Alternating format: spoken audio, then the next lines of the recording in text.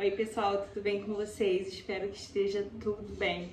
Desculpa o sumiço, eu não estava conseguindo gravar pra cá.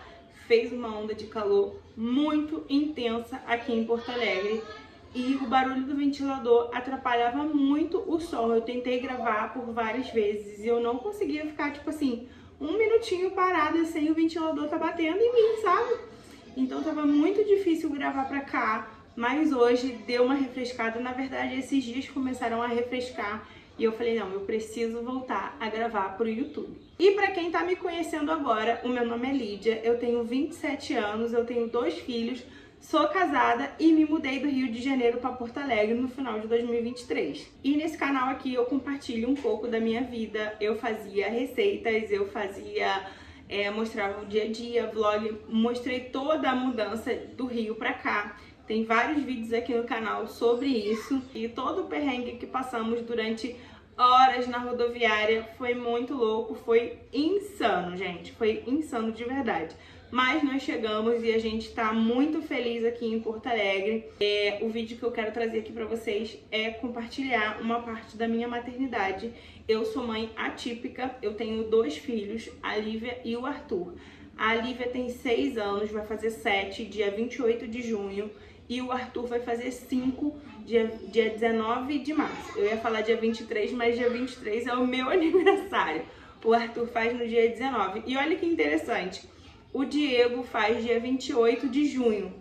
E a Lívia também faz aniversário dia 28 de junho.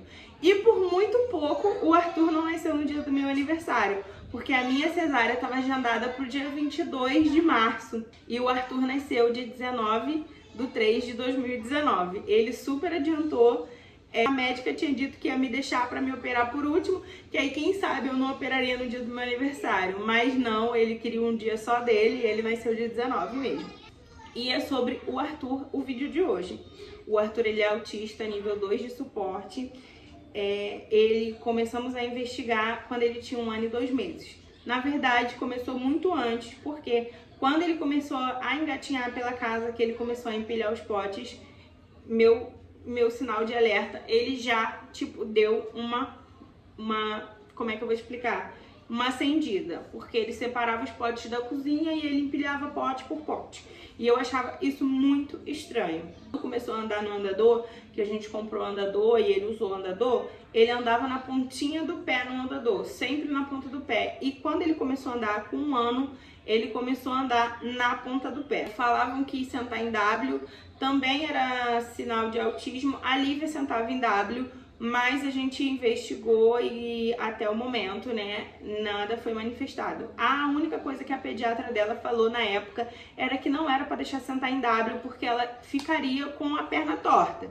Então toda vez que eu via ela sentando em W, eu sentava ela direitinho. E quando ela fez 1 ano, ela parou, nunca mais ela sentou em W. O Arthur não tinha o costume de sentar em W.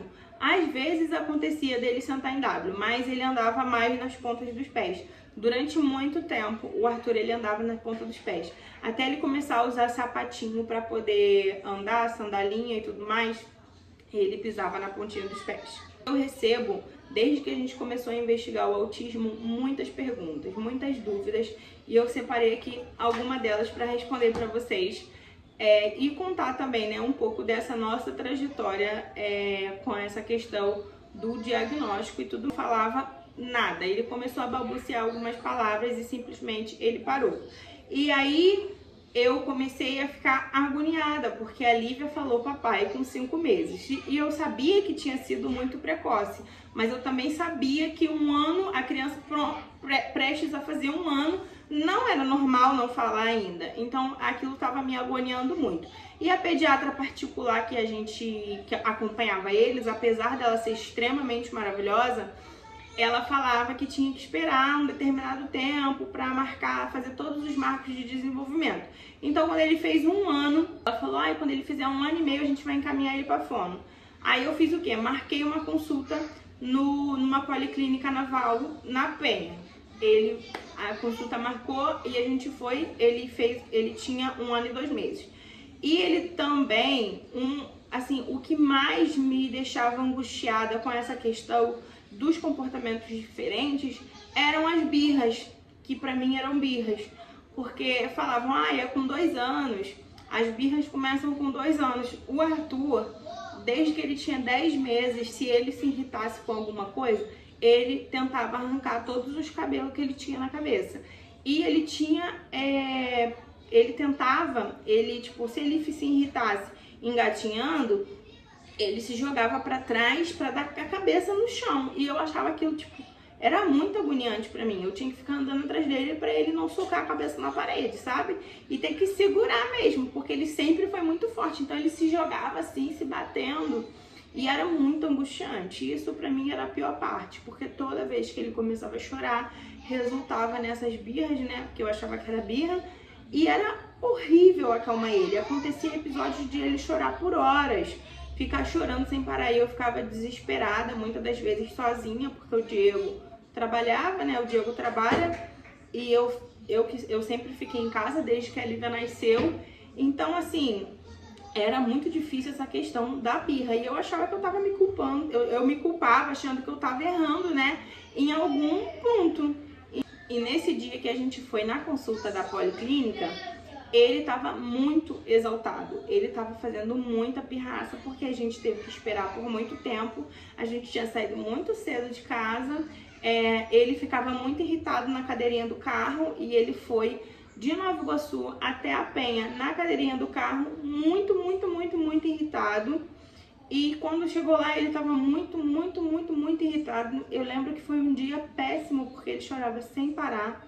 Aí, enquanto a doutora examinava ele estava tentando se bater, batendo na cabeça, assim, ele bate. Até hoje ele tem essa mania, quando ele fica muito nervoso, ele fica tentando se bater. E ela falou, mãe, ele faz isso sempre. Eu falei, sempre. Mais de uma vez no dia, e eu falei, essa é a minha principal queixa, além do atraso da fala e tudo mais. Aí ela falou, eu vou encaminhar ele para um órgão específico que chama GAAP, que ele avalia crianças que têm uma certa anormalidade, né, para ver se a criança tem alguma necessidade especial. E ela encaminhou para a fono, porque ele não falava, 1 ano e 2 meses, ele ainda não falava absolutamente nada, só chorava e gritava. Quando ele era bebê, ele emitia poucos sons. Ele chorava muito pouco, parecia que eu não tinha criança em casa. Ele resmungava para mamar e ele ria, tipo assim, ele não emitia tantos sons na hora da gargalhada. Então, assim, ele era uma criança muito silenciosa. E eu tinha um certo medo dele ter problema de audição ou de fala. Porque na verdade, o meu maior medo é que ele não falasse mesmo, que ele fosse mudo. A consulta foi com a fono.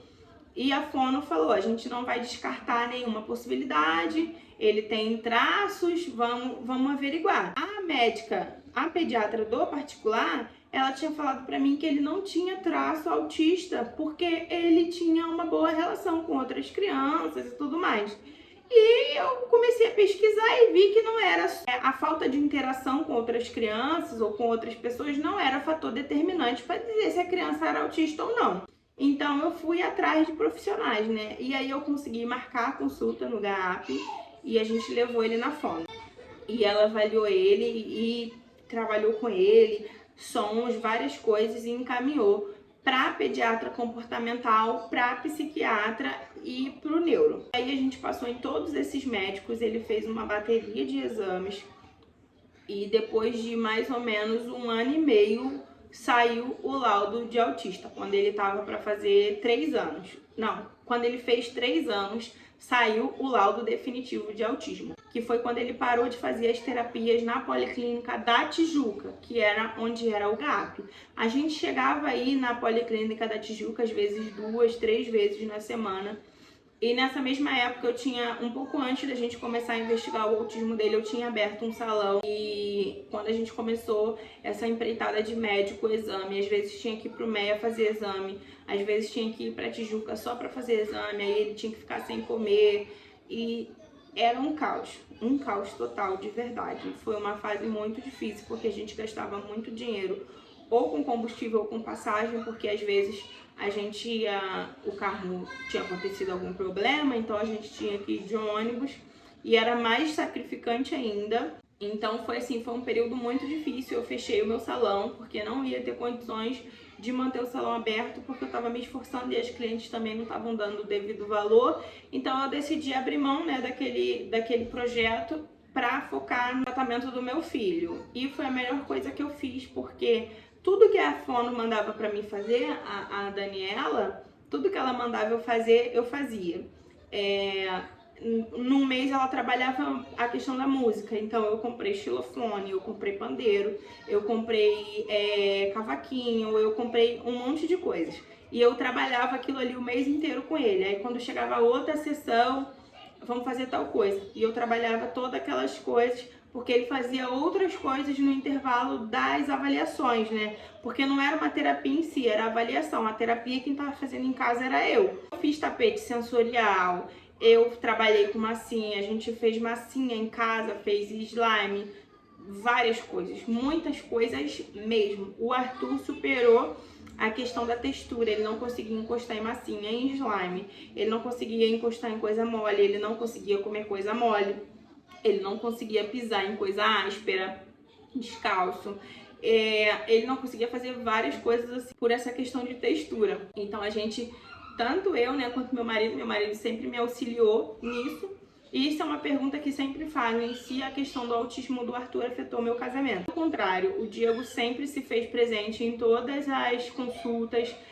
Quando ele não podia ir, que ele não poderia ir e voltar comigo, ele ia, ficava na consulta, acabava a consulta, ele me botava no ônibus para casa e ia trabalhar. E às vezes eu marcava a consulta para a partir da tarde, para quando ele saísse do trabalho, ele ia direto para o hospital para participar das consultas. A única coisa que ele não conseguia ir todos os dias, né, porque eram 2 vezes na semana, foram as terapias, que depois que ele fez 3 anos, ele começou a fazer terapia mais próximo de casa. E aí, como era sempre na parte da manhã, terça e quinta, o Diego não conseguia ir porque ele precisa trabalhar. E o quartel não liberava para tantos dias assim. Mas quando ele estava de folga, ele ia no meu lugar na terapia. Então, quando ele estava em casa, eu podia ficar numa boa que ele ia no meu lugar.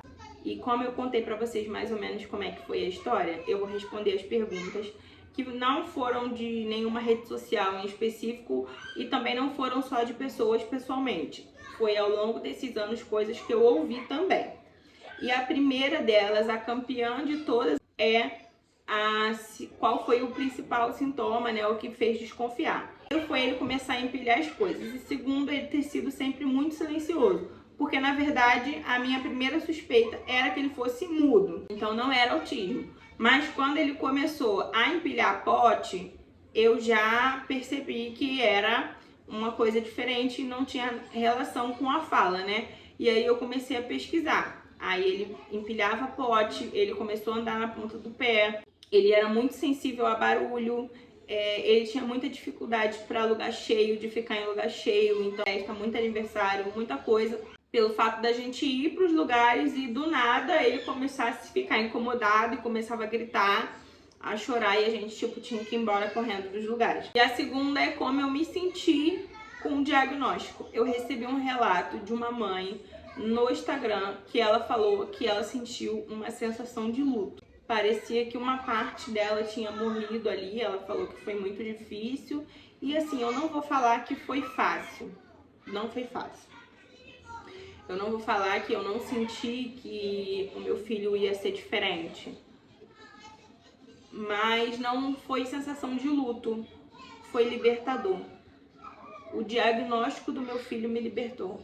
Porque eu sentia que eu estava fazendo alguma coisa errada. Porque ele não era igual às outras crianças, ele não era igual à minha filha mais velha, ele tinha dificuldade na fala, ele tinha dificuldade para brincar. Ele tinha dificuldade para se expressar, ele tinha um monte de dificuldades e eu achava que eu não estava ajudando ele a se desenvolver como eu tinha feito com a Lívia. E eu não estava fazendo nada de diferente que eu tinha feito com a Lívia com ele.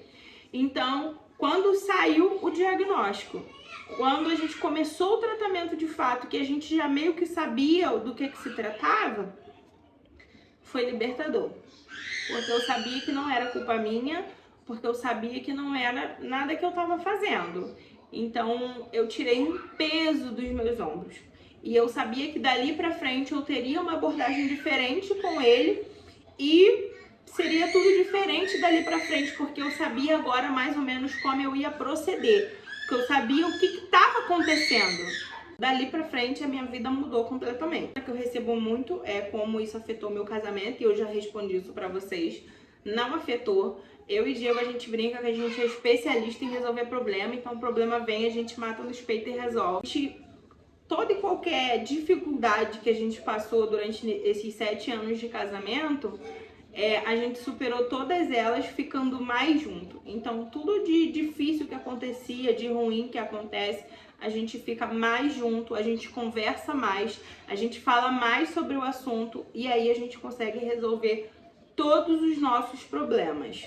E aí eu já recebi vários relatos também de que o irmão que não tem autismo, que criou uma resistência ao irmão porque a família dá mais atenção pro que é autista e não para ela. Desde que eu comecei a fazer os estímulos, a extensão da terapia do Arthur em casa, eu incluí a Lívia em todas as atividades. Ela precisava? Não. Mas eu precisava, como mãe, incluir ela na rotina do irmão.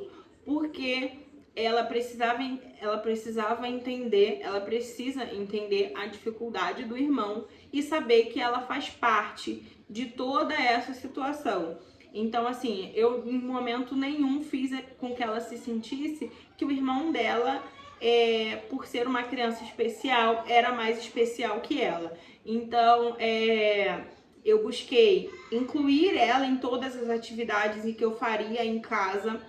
Eu procuro incluir eles nas atividades do lar, ensinar eles a arrumar o próprio quarto, ensinar eles a ficar ali no dia a dia mesmo. Eles gostam de colocar roupa na máquina, às vezes eu deixo eles lavar os copos, porque é um tempo que eu tô fazendo um arroz e eles estão comigo fazendo uma coisa, fazendo outra, que é ótimo para a criança na condição, né, de autista. E o Arthur, ele desenvolveu muito a gente fazendo bolo, porque ele tinha muita dificuldade de coordenação, então ele aprendeu a segurar as coisas, fazendo as coisas em casa junto comigo. E a Lívia sempre esteve presente em todas as etapas, né?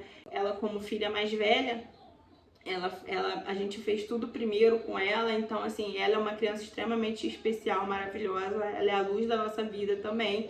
Então não existe essa diferença de a gente dar mais atenção para o Arthur ou mais atenção para a Lívia. O que acontece é quando o Arthur está tendo crises, a gente acolher ele de forma diferente, porque a Lívia não tem crise. A Lívia faz umas birrinhas, bate o pé, faz uma malcriação aqui, outra ali, e a gente senta e conversa com ela, até pelo fato dela ser uma criança mais velha. Mas o Arthur, ele tem crises horríveis de chegar a se agredir, e agora também eu consigo já distinguir a birra do Arthur e acalmar ele antes que isso vire uma crise, conversando, mostrando para ele outras opções, e quando de fato vira uma crise, não tem o que fazer, tem que acolher, tem que deixar chorar, tem que esperar o tempo dele passar. E uma coisa que eu ouvi algumas vezes que me incomoda muito, e toda vez que eu vejo alguém falar sobre isso na internet, o meu olho treme de nervoso, que é o autismo dele é leve, né?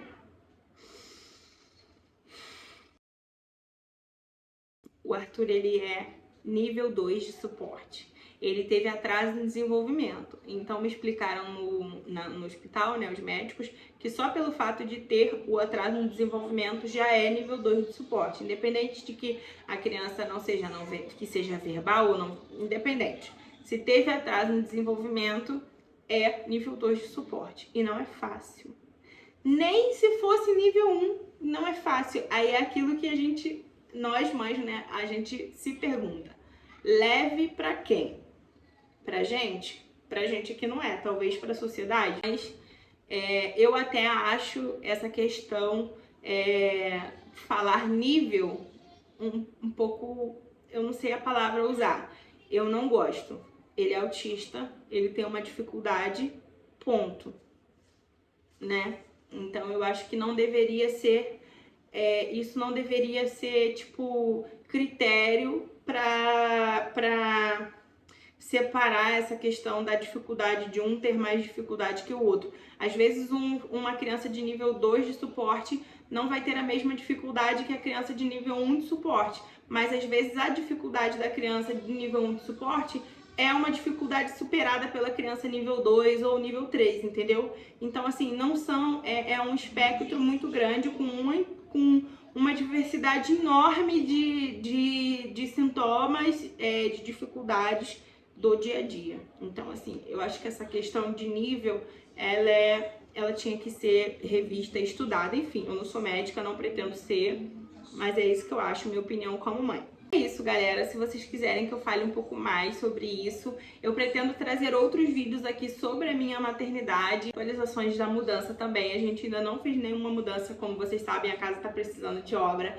A gente ainda não fez mudança nenhuma nessa questão da obra, porque o dinheiro acabou, tamo duro e é isso aí que tem. Mas a gente já conseguiu transformar essa casinha num lar. Ela já tá mais iluminada, ela tá com todos os móveis completinhos. Inclusive tem até moradoras novas, que é a Paula Bratio e a Maria do Bairro, mas a Maria do Bairro está ruim. Então ela foi parar debaixo da cama. Nós compramos uma esteira e uma bicicleta porque estamos em processo de emagrecimento. E em breve eu trago atualizações para vocês aqui sobre isso também. Pretendo não sumir mais, porque agora o tempo vai cooperar, mas futuramente eu pretendo comprar um ar-condicionado. Para não me prejudicar nesses momentos de calor extremo, né? Para eu não deixar de trabalhar, gravar vídeo e trazer aqui para você. Então, se você gostou desse vídeo, não esquece de deixar o seu like. Se você ainda não me segue, clica aqui em se inscrever, ativa o sininho, que para quando eu postar vídeo aqui no canal, você já ser avisado em primeira mão e chegar primeiro para você. E não deixa de deixar o seu like e comentar alguma coisa pro YouTube entender que você gostou do meu vídeo e entregar ele para mais pessoas. Beijo, galera, e até o próximo vídeo.